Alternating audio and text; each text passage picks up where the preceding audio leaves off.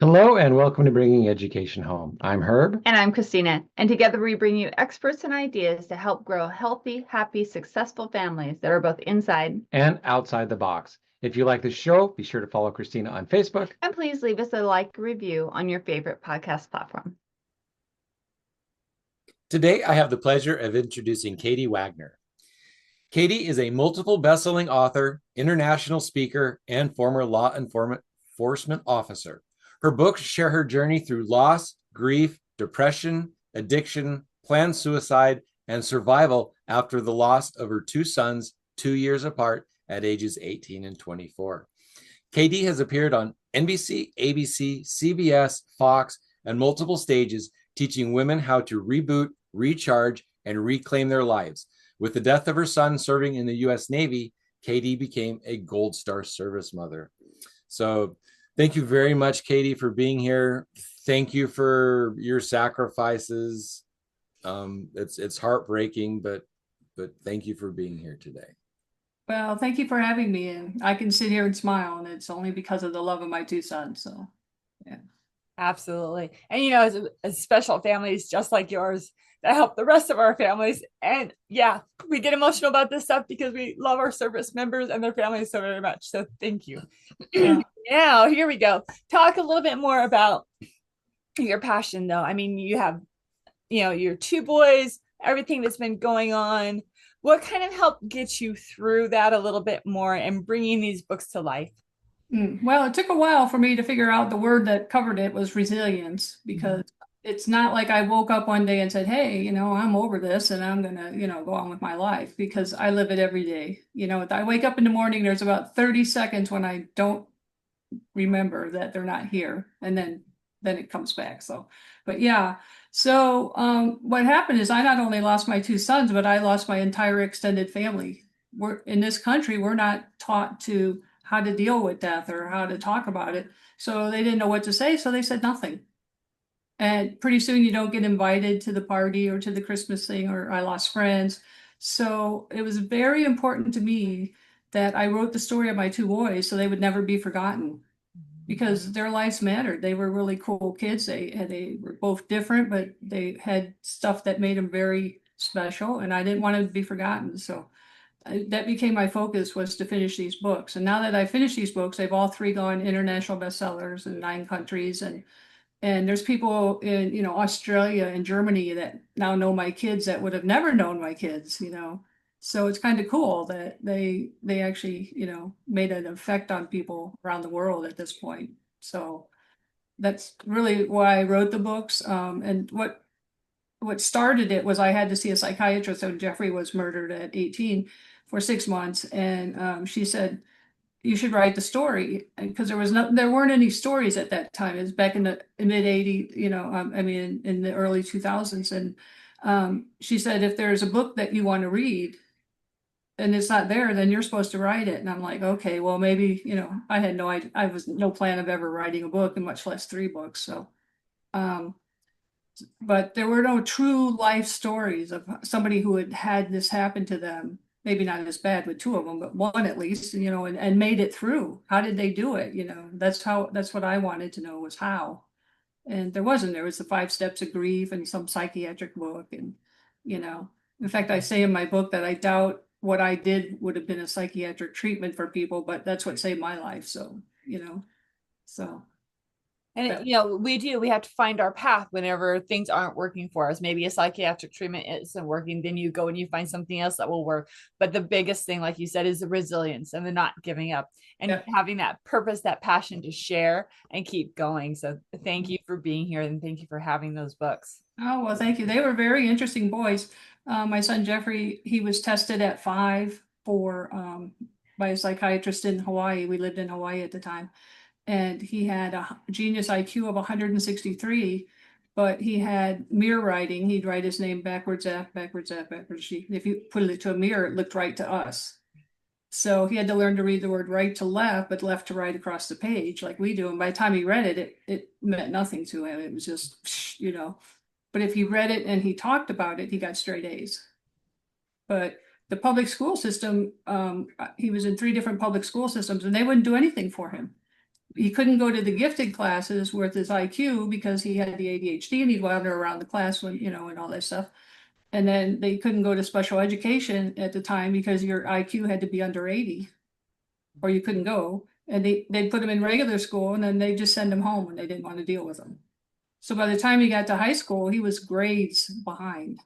So I ended up putting him in an at-risk school for boys. It cost me a lot of money. So $100,000 in a bankruptcy later, as a single mom, that was a lot, I mean, I was just going to do what I had to do, but I knew I wouldn't be able to pay for it. So, but he graduated from high school and then he went to heating and air conditioning school, graduated first in his class. My partner at the time and I learned all about air conditioners and compressors and switches and that, but he graduated first in his class. And then 3 months later, a guy robbed him and shot him and left him to die for no reason. So Wow.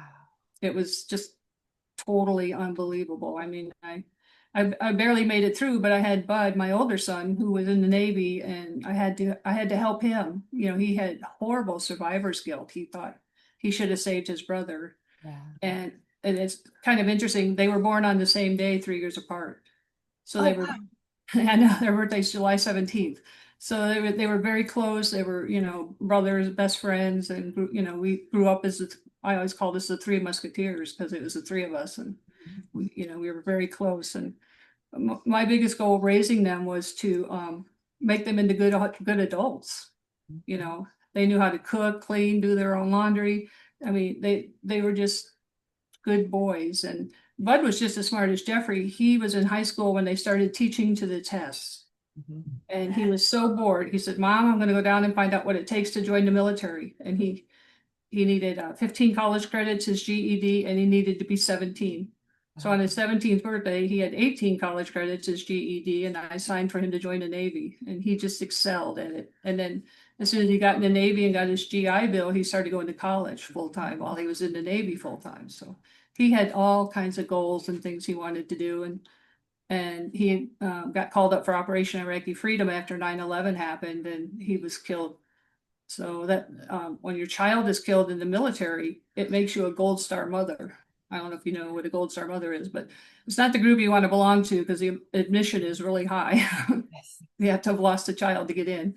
But it was really good for me because I was with like-minded mothers, and we knew that, you didn't have to necessarily talk about it, but you knew that they knew, and they knew that you knew. And we just do a lot of volunteer work with the veterans, their families, the communities. We raise funds for them, and several of us speak for them to raise funds. So some of the mothers can't even speak about it. They just cry. So yeah. Yeah, unfortunately, you caught me off guard at the beginning of the show, and that's me just because I'm tenderhearted like that. But we also have a grandson who's currently in Djibouti, or he's deployed. Yes, and so yeah, one of those things that is going to be like, hopefully he's going to be a-okay, but there's always risks involved. Yeah, exactly. True. So I want to jump back to Jeffrey just for a little bit, because I know you said that, the schools were having a really hard dealing with him and things like that, but then he excelled once he got into being able to hear it and talk about it right away. So you ended up having to learn along with him so he could excel in his classes. But I promised him I would get him through high school, and we did. So he graduated at 17.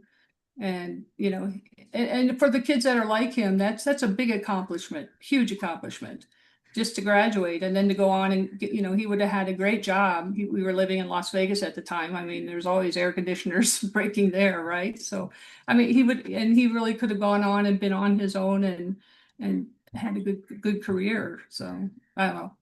Yeah, exactly. Yeah. So as a mom, what do you remember doing to kind of help him? Because we have, a lot of parents who listen to our show and they're like, my kid is the ADHD or the whatever. And what are some of the things that you remember doing to help him maybe even settle or help handle some of those things as he was learning and growing?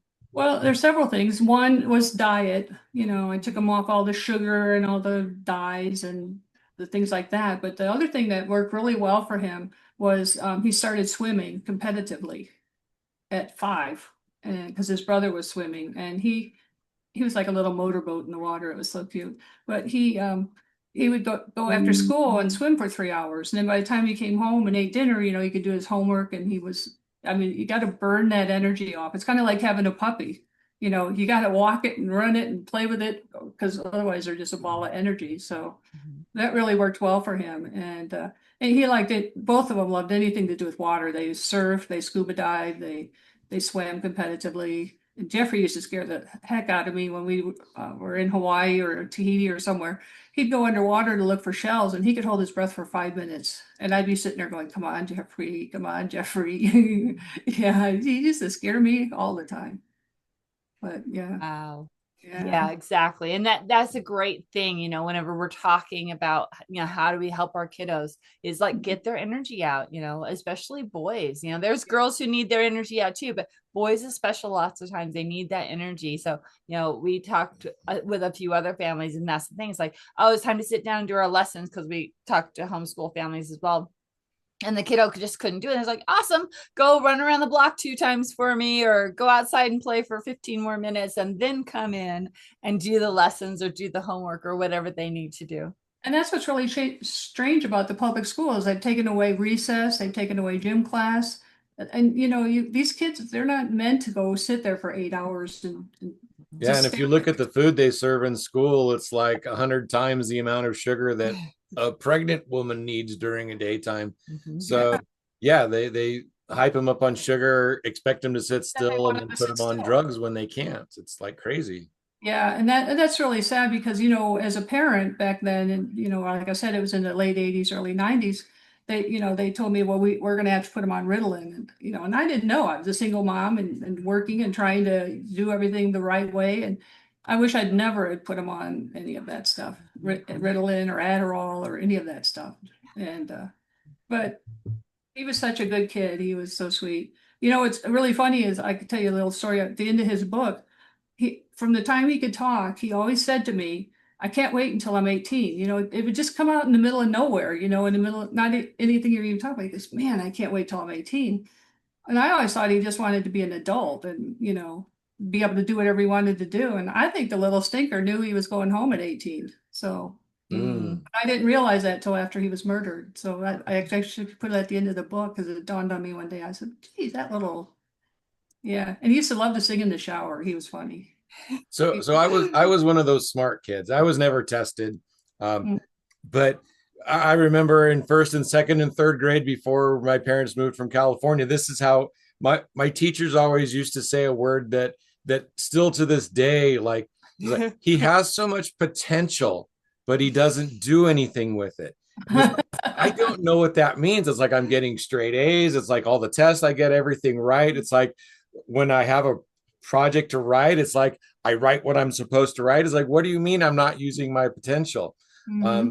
So I hated that word for so long, and I got left alone in school. So I got ignored. So kind of like your kid did. They didn't know what to do with me. But on the other hand, I was also more of that book smart guy. So I would sit in the back of the class and read and get straight A's, not paying attention in class. Right, yeah. So I made it through school, luckily. So yeah, but I also got totally ignored. And so I can see how, so it's interesting that to hear that other smart kids are kind of going through that same thing. Cause I kind of thought it was me because I grew up in a really small town out in the middle of nowhere. Yeah. And I think a lot of it too, especially even more now with our diet, because they're putting hormones in the chicken and all that stuff. Well, the kids they're growing up too fast too. They're not getting through the processes they're supposed to. I'm not letting boys play and be rough, and yeah, boys have got to play and run and sweat, do that boy stuff. It's funny, my grandfather, my kids were really lucky. They got to have their great grandparents for quite a while growing up. And my grandfather, they'd go over to his house and he'd say to my mother, "Why are they always walking on the top of the fence and they're climbing a tree and yada yada?" And she goes, "Because they're boys." It was always funny. Tell us a little bit more about Bud's progression through school, because you said that he was able to get his GED and have college credits and things like that. What were you able to find to help him? Because there are parents also looking for that. It's like, how do I get my child onto a kind of different path if high school is not working out for them? Well, he came home that day and said, he says, "I can't sit there for 2 more years, Mom. It is just too boring." And, he said, I'm going to go find out. When he did, then he came back home and he said, will you go to the college with me? We had a community college in our little town in Arizona. And I said, sure. So we went in there and I had to see the dean of the school. And she said, well, why would I let him go to college if he's going to drop out of high school? I said, because he's bored. He is so bored. So he started school. He got straight A's his whole time through college. He was one class short of his associate's degree when he was killed. It's a little harder for them they can take a class at a time in the military because they're coming and going and all that stuff. But yeah, he was very smart. He put, we started going to school together after Jeffrey was killed because I lost my job after that too. I used to drive a big truck and I couldn't be out there in the middle of nowhere by myself for days at a time. I just play the woulda, coulda, shoulda game and, and I'd cry all the time and, so I ended up losing my job over it. And, so he said to me one day, he says, well, why don't you go to school? You always said when we grew up, you'd go to school. And I'm like, and he goes, we grew up, they were both 6'3", blonde haired, blue eyed surfer dudes. The girls chased him mercilessly. In fact, Bud's name is a funny story too. When I was pregnant with them, my mother-in-law said, you'll never have a boy. It took me 5 girls to get one boy. So we lived on this big farm and ranch when I was married to their dad. And so I had a boy and they're like, well, then he's going to be named the 4th. I said, well, I will never call him that name. So he had a little Western belt buckle that said Buddy on it. And then junior high, it got shortened to Bud. Mm-hmm. And then when he was in the Navy, he'd say, Mom, I can walk into any bar and find a girl and just say, this Bud's for you. And I said, does that really work, Bud? And he goes, Mom, you don't even want to know. You don't. Yeah, that was his favorite saying. Yeah, this Bud's for you. Yeah. So yeah, he was a smarty, but he said, yep, we grew up. So we started going to college together and he wanted to take a computer class where you had to build a computer. So we took the class, we had to go get all the parts and we built the computer and he used that for college the whole time. He just was really smart. He had so many things he wanted to do. So he wanted to get his degree and then go back in as an officer. Mm-hmm. And I just realized last week that he would be on his 29th year if he was still alive. Mm-hmm. So he'd be ready to get the big retirement by now. Yeah. So you talked a little bit about resilience and about how you use that to make it through. I came through a really dark time, took my life apart. I've come out of the darkness, but I haven't been able to put my life back together yet. Mm-hmm. And so I'm still, looking for ways and tricks to get myself all the way back together because, I've hurt my brain. So how did you come through that? How did you come through that? Yeah. Well, it's not like I woke up one day, I told you, and I was like, oh, okay, I'm over this. But it just literally, the first thing I did was I had to find what my new purpose was, because my old purpose was gone. My purpose for 25 years was to raise these 2 kids and to take care of them and work and, make sure they had everything I never had when I was a kid, because I never had the right bike or the right shoes or the right, whatever. But I would just, I had to find what my new purpose was. And I realized that my new purpose was to tell their story and to honor them and to, I tell people I get up every day and I make them proud. And with that, I can't go wrong. So, but then, you gotta find out what your new purpose is. What in the pain and what happened to you and what you went through, what can you find in that you can go forward and help other people that maybe went through that same thing or something similar, and how can you help them with how far you've came? You only have to be so far ahead of somebody to help the person behind you. You don't have to have the answers. You just have to have enough to help them move forward to where you're at. And then when you have like-minded people, like I was saying about the Gold Star mothers, we didn't have to say we lost our child every day because we knew we lost our child. That's how you got there, So it makes it easier to have like-minded people and to do things together and just to have that comradeship. Camaraderie, yeah. That one. It's always hard to say. And then the third thing is just to find a way, I think, to honor that loss because it happened for a reason.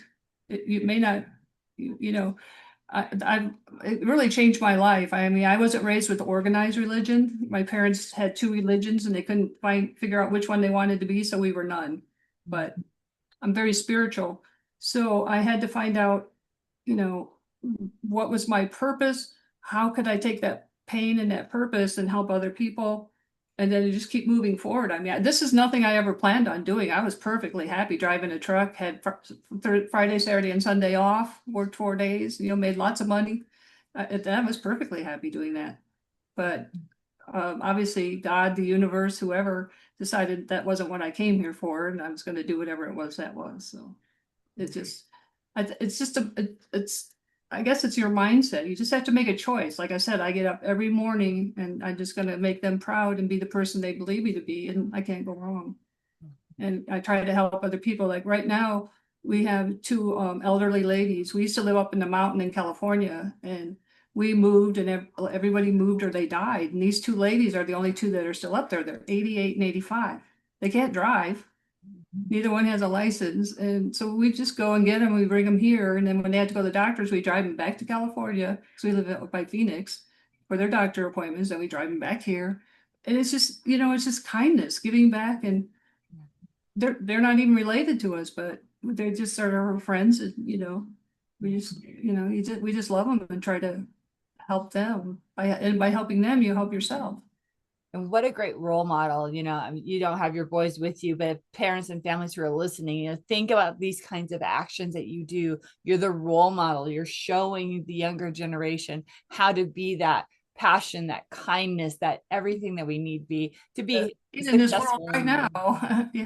Yeah. When we lived in Florida, because we just moved to Arizona last year, but we had these two little boys across the street, and the mom, I would always bring them over. They were like 3 and 6, and they come help me do yard work. Well, you can imagine how much help that really was. Right. But, they'd always come help me, and then I'd always give them a couple dollars each, and so she was there one day, and I said, well, what do you do with their money? And she said, well, it's just their money. They spend it or whatever. And I said, well, I'm not your mother, but I'm going to just say this to you. You can get mad at me or not. But I said, your only job as a parent is to raise them into being good adults. So you need to teach them that you have a bank account. You put half the money in the bank, and then you can spend the other half. Or you can save all that money till you get something you really want. And, I said, I don't mean to tell you what you're supposed to do, but that's really your only job as a parent, is to raise them into good people. So yeah, so many people don't know that. And they try and be friends with their kids. They want them to be make their kids happy. And it's like, no, you don't necessarily want happy kids. Well, you do. You want them to but have, you want prepared. You want them, go out in the world and do something. There's like a whole generation. I have nieces who are in their 40s. Their children are in their late 20s, and they don't work. It's like, they all live at home, and you're like, God, I couldn't wait to leave home and, and work and do, I don't know what's happened in that generation, but there's something going on. But yeah, so now, and I used to bring them over, they were both parents and they both worked, but I'd be home and I'd teach them how to do things, like one day I was putting new numbers on my mailbox out front, and they came over and they said, can we help? And I said, sure. And I've got them sitting on my lap with a drill, and they're drilling, and they just love coming over to my house, because they got to do stuff, that they wouldn't do at home. So it's fun. But yeah, that's where it takes a village to raise a family. It does. I think it does, really. And it took me, they probably lived there for 3 years before I even touched one of them, because I couldn't take that loss again. But one day it was hot in the summer, and I said, we're going to go swimming. Do you guys like to swim? Because we had a pool. And they said, yeah. So they ended up coming over to swim all the time. We taught them both how to swim by the time we left. And but it took me a long time to learn that. So thank you so much. This has been a wonderful conversation, and I love your sharing and the tips. Parents who are listening, bring these tips forward, do things with it. Is there anything that you didn't get to mention that you wanted to mention, and also give our audience your contact information or where they can find your books? We're wrapping up, but we want to let you have the last word here. Well, they can go to my go to talk2kd.com, and they can sign up for a complimentary call, 30-minute call, and they can get my From Hell to Hope 3 Easy Steps for Resilience. And then if they sign up, they get a free copy, a digital copy of Jeffrey's book. They get them started. They could read that. So the main thing I think I would tell parents today is just talk to your children. My children knew they could come and talk to me about anything. And, you want them to be able to trust you and to talk to you, because they don't have people they can talk to sometimes, like at school, there's not necessarily, it's not like when we went to school and you could talk to the teacher or the principal or something, it's you just make sure they trust you, and like I say, you're teaching them to be good adults and teach them compassion and not to bully, and that's all you can do is do your best. I always told them they didn't come out with an instruction book. Exactly. Awesome. And thank you so very, very much. Audience, we have to wrap up, but we wanted to thank Katie for being here, and also for you for listening and sharing these podcasts with others so that we can be inspired and help all of our families be happy, healthy, and successful. Thank you for being here, Katie. Thank you for taking your pain. So many people have had losses like that, and they just collapse in on themselves, and they don't come out. And you took that and you went there, but then you grew out of that, and now you're helping other people to avoid that. And that is the hero's journey. And so that you went out and you slayed your dragon, and you came home, and you're sharing your wisdom with others. So thank you for being here, and thank you for being a hero and getting out and sharing. Well, thank you for having me. I sure appreciate it. Nice to meet you. Nice to meet you too. All right, audience, you know what to do. Share and like, and we will talk to you next time. Bye for now. Hello, and welcome to Bringing Education Home. I'm Herb. And I'm Christina. And together we bring you experts